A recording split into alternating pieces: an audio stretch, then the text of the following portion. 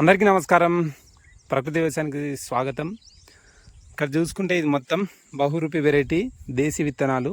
అంటే వరి అయితే ఇప్పుడైతే కొద్దిగా మిగిలింది, ఇక్కడైతే కోసేసినాం అనమాట.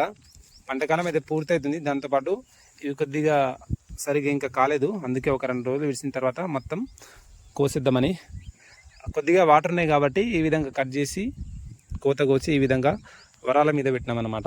ఒకసారి విత్తనాలు గమనించండి ఎంత బాగున్నాయో, ఎంత బాగా వస్తుందో. దేశీ వెరైటీ ఇది, చాలా అద్భుతంగా కాస్తుంది.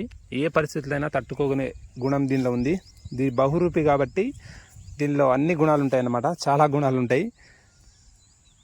ఇది 10వ దశకంలో అంటే శ్రీకృష్ణ దేవరాయలు ఆ రాజుల కాలం లాంటి విత్తనాలని చెప్తారు. ఇవి చాలా బాగా కాస్తాయి, చాలా మంచిగా కాస్తాయి. మంచి వెరైటీ, చాలా ఎక్కువ హైట్ పెరుగుతాయి అన్నమాట. ఎక్కువ పిలకలు వస్తాయి, ఎక్కువ రోజులు పంటకాలం ఉంటుంది. 140 రోజులు పంటకాలం ఉంటుంది.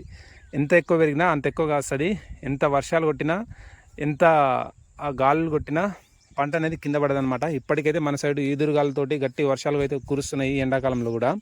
అయినా చూడండి, ఇంత మంచి కాసిన పంట ఇంత హైట్ పెరిగినా కూడా ఈ విధంగా కింద రాలకుండా, కింద వంగకుండా, కింద ఒరవడకుండా ఈ విధంగా నీట్గా మంచిగా ఉన్నాయన్నమాట. దీనికి కారణం ఏంటంటే ఇవి పెరగడం, దాంతోపాటు బలంగా ఉండడం. దీంతోపాటు మనం నాటేటప్పుడు కూడా కొద్దిగా ఎక్కువ దూరంలో, ఒక జానెడ్ అంత దూరంలో అయితే మనం నాటినాం అనమాట. ఎక్కువ ఫీట్ కంటే ఎక్కువ దూరంలో నాటినాం కాబట్టి బలంగా నిలబడి బలంగా కాసి ఈ విధంగా గట్టి విత్తనాలు అయితే మనకు వచ్చినాయి అనమాట.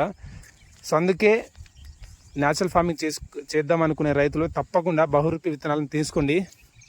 నేనైతే నాకు తెలిసిన ఒక అన్నకి, ఆయన మొట్టమొదటిసారిగా ఇప్పుడైతే స్టార్ట్ చేస్తారు, ఆయనకైతే ఒక 8 కేజీల విత్తనాలు అయితే ఇచ్చి వచ్చినా అనమాట. వీడియో అయితే చేయలేదు. ఆ నారు పోసే విధానం మొత్తం నేను చూపిస్తా, నేనే పోస్తాను కాబట్టి తర్వాత మాట్లాడదామని ఆ వీడియో అయితే చేయలేదు. నా సజెషన్ ఏంటంటే, తప్పకుండా మొదటిసారిగా చేసే వ్యవసాయం చేద్దాం అనుకుంటే, న్యాచురల్ ఫార్మింగ్ చేద్దాం అనుకుంటే ఈ విత్తనాలు అయితే కొనుగోలు చేయండి. కావాలంటే నాకు వాట్సాప్లో మెసేజ్ చేయండి. నా నెంబర్ అయితే మన కామెంట్ బాక్స్లో పెడతా. ఆ కామెంట్లో మీరు కామెంట్ చేసి నేను తర్వాత మీకు అడ్రస్ చెప్తాను. నా దగ్గరకు వచ్చి తీసుకోవచ్చు, లేకుంటే నేను మీకు స్పీడ్ పోస్ట్లో కూడా పంపించడానికి అవకాశం నాకు కుదురుతుంది అనమాట. సో తప్పకుండా న్యాచురల్ ఫార్మింగ్ వైపు వెళ్దాం అనుకునే వాళ్ళు ఈజీగా పండించవచ్చు, ఏం ప్రాబ్లం ఉండదు. జస్ట్ పశువుల ఎరువైనా, లేకుంటే గొర్రెలు మేకలు వాటి పిడికలైనా వేసేస్తే సరిపోతుంది.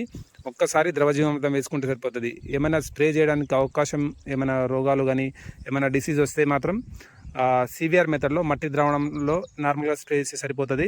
మరీ ఎక్కువ ప్రాబ్లం ఉంటే వేప నూనె, దాంతోపాటు ఆముదం నూనె వేసుకొని స్ప్రే చేస్తే అద్భుతంగా పంట పండే అవకాశాలు ఉంటాయి.